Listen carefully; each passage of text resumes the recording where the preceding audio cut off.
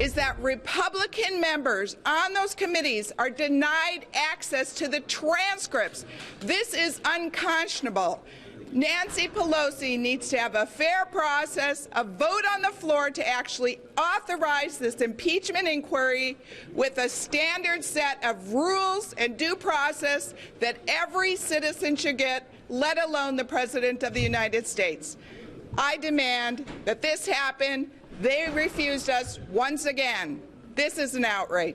That happened a moment ago. This is Debbie Lesko. She's a Republican and Congresswoman from Arizona. House Republicans trying to force their way into that closed-door interview for the latest witness. That witness, by the way, is Laura Cooper, the Deputy Assistant Secretary of Defense. She becomes the first official Pentagon employee to testify. Griff Jenkins was there outside the room when it went down. What happened, Griff? Good morning.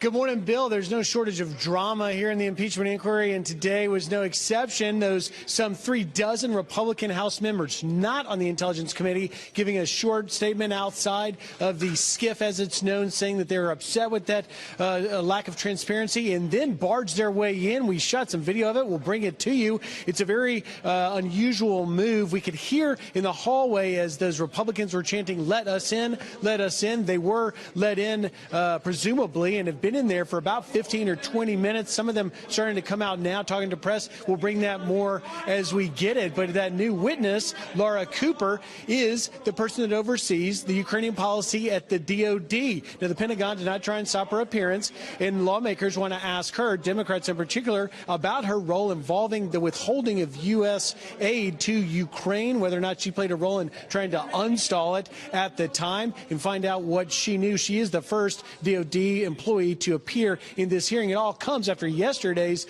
testimony from diplomat Bill Taylor, who says that he believes that there was some sort of withholding of aid in exchange for domestic political reasons, as he put it, and said there were two channels. He says that one channel was regular and the other highly irregular, the highly irregular channel being run by Special Envoy Kurt Volker, Ambassador Gordon Sondland, Energy Secretary Rick Perry, and personal lawyer Rudy Giuliani. Democrats called the testimony damning and says it points to a direct line of a quid pro quo. Listen.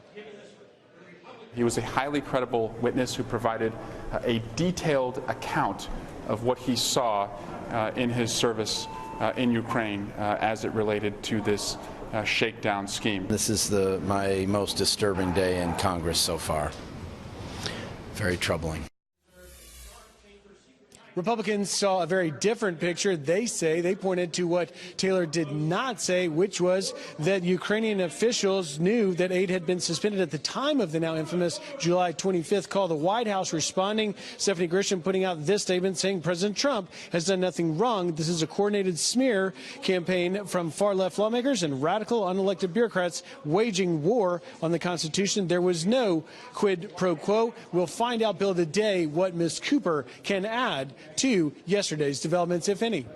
Thank you, Griff. Griff Jenkins on the Hill there. Back with you when we get developments. Thank you, sir.